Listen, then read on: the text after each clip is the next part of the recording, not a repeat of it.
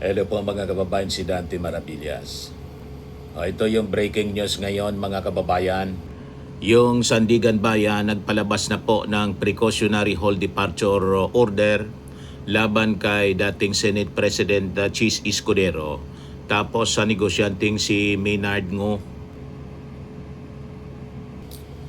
Rimati na niya Mr. Maravillas. Rimati na. Ito na yung mga big fish mga kababayan sa flood control scandal. So, the Sandigan Bayan 6th Division issued a precautionary hold departure order against Senator Chis Escudero, tapos yung alleged bagman nito na si Maynard Ngo.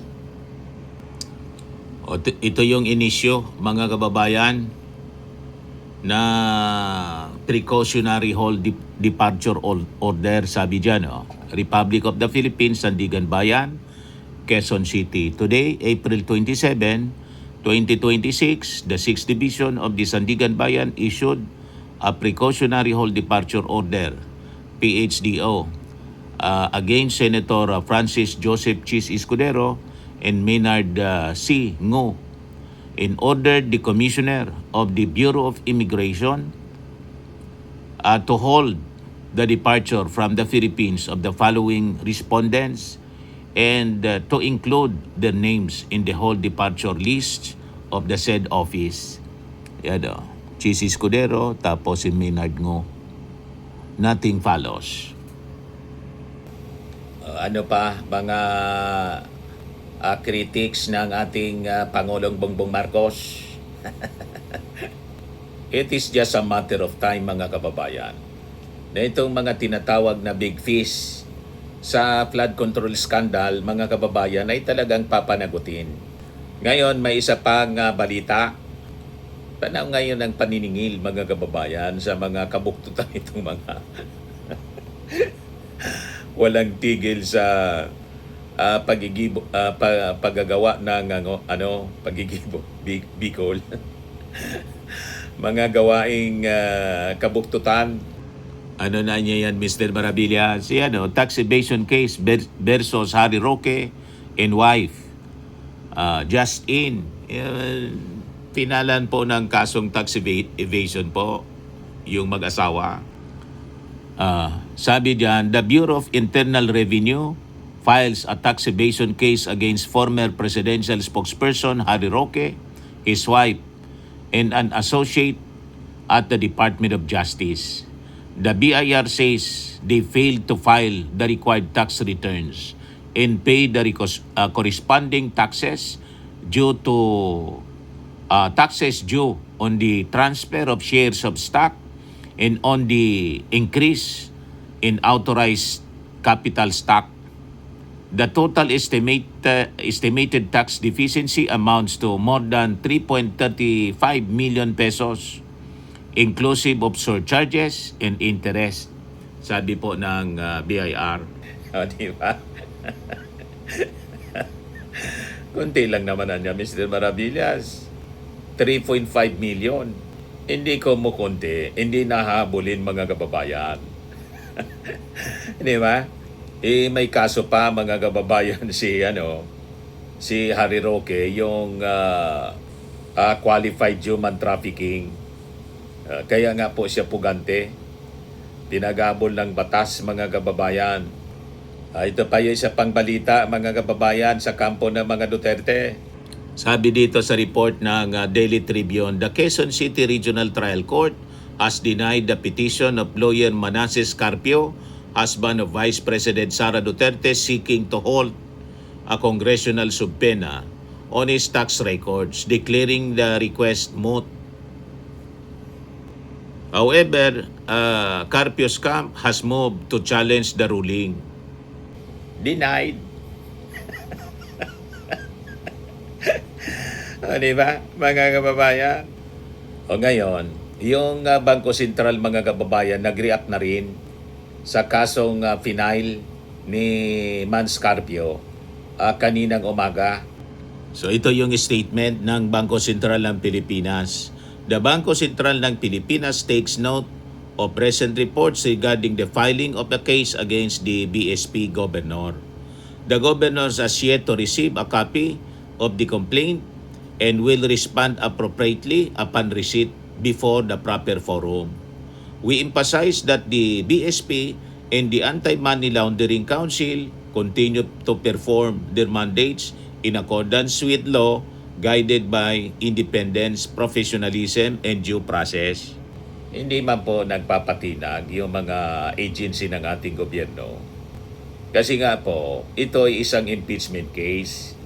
Legal ang ginawa ng BSP, ng AMLAC, kasi po sinumpe na ng Justice Committee. Siyempre, they will cooperate kasi parte yun ng exception. Pero sabi nga po ng mga kongresista na member ng panel, naninindigan niya ako na ang lahat ng aming hakbang ay para sa interes ng publiko at pagsunod sa itinakda ng batas. Sabi po yan ni Chairperson Jinky Luistro.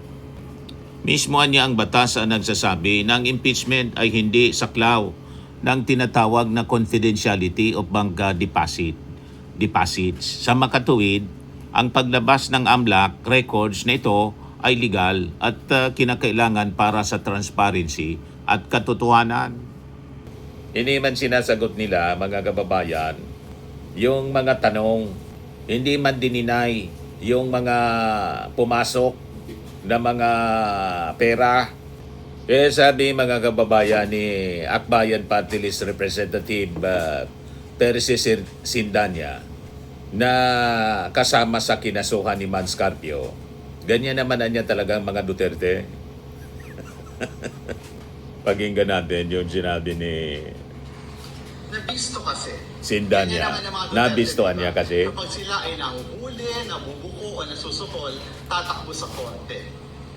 May free will naman at maraming pera ang mga Duterte para mag-file ng sangkatutak na kaso. Lagi naman nilang ginagawa yan. Pero sa dulo, simple lang ang tanong. May na-violate ba na batas ang members ng Committee on Justice at ang AMLAC sa paglalabas ng report on covert and suspicious transactions? Malinaw ang sagot, wala. Mas malinaw pa sa sikat ng araw sa tanghaling tapat ngayong summer, may exemption sa bank secrecy law. At yun ay impeachment cases. Kaya ang advice ko sa kampo ni VP Sara at kay VP Sara, kaysa mag-aksayan ng papel, ng oras, sa kaka-file ng mga kaso, humarap na lang siya sa darating na Miyerkules sa Committee on Justice at doon siya magpaliwanag. Hindi nga po aaten. Ayaw talaga magpaliwanag, mga kababayan. Sabi naman po ni Congressman Terry Ridon, the claim niya that Attorney Manasseh Scarpio is a private citizen does not insulate him from scrutiny given his clear financial and legal linkage to Vice President Sara Duterte. Hindi sapat ang private citizen na depensa, sabi ni Terry Ridon. He pointed out that Carpio files joint income tax returns with the Vice President and his properties are declared in a statement of assets, liabilities, and net worth or SALN, establishing a direct and relevant connection to the financial disclosures under review. Kung magkasama ang kita sa ITR at nakalista ang mga ari-arian sa SALN, malinaw na may sapat na basihan para tingnan ang financial transactions ng mag-asawa. Correct. Isinama nakasama na damay, siyempre. Ridon stressed that the Anti-Money Laundering Council findings covering 6.77 billion in transactions including 4.43 billion pesos in inflows and net inflow of 2.88 billion pesos cannot be brushed aside by invoking private status. These are not insulated or purely personal matters. These are large-scale financial transactions that must be examined in relation to declared assets, net worth, and lawful income, sabi ni Ridon. He added that confidentiality claims cannot override the constitutional powers of Congress, particularly in an impeachment inquiry.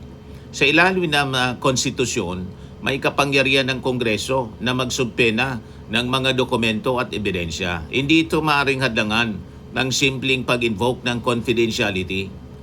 Ridon reiterated that the complaint filed by Carpio remains panggulo lang at walang basihan as it attacks the disclosures rather than addressing the substance of the financial records.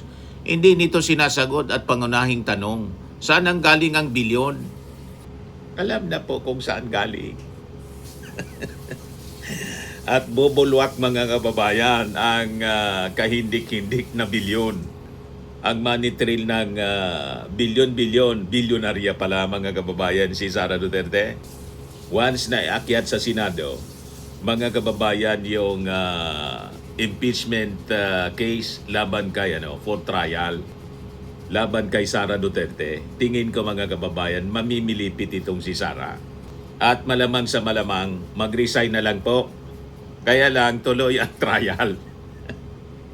Sabi mo ni Congressman Joel Chua ng Maynila, kahit pa niya siya mag-resign, tuloy ang trial. Kasi yung prayer sa impeachment complaint, hindi man lang siya matanggal, hindi lang siya ay tanggalin, kundi ma-disqualify, perpetual disqualification from holding any public office.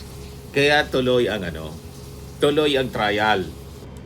Sabi ni Ridon, hindi niya sinasagot kung saan ang galing yung bilyon. He emphasized that the issue goes directly to unexplained wealth and ultimately betrayal of public trust, which is the central question in the ongoing impeachment proceedings.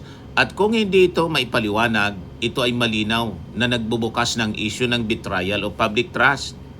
He added that accountability cannot be avoided through labels or technical arguments. Hindi nawawala ang pananagutan sa simpleng pagdeklara na private citizen. And at the end of the day, iisa lang ang tanong. Saan nanggaling ang bilyon at paano ito ipapaliwanag laban sa idineklarang yaman at kita? Yung final po na kaso, mga kababayan, ni Mansa Carpio, diversionary tactics lang yon mga kababayan. Tama si Terry Ridon, panggulo lang. Pero ang ating mga members ng Congress, they are not distracted. Focus na focus sila, mga kababayan, sa totoong issue. Ang totoong issue, saan galing ang bilyon na bumulwak, mga kababayan, during the hearing na ginawa last week, mga kababayan.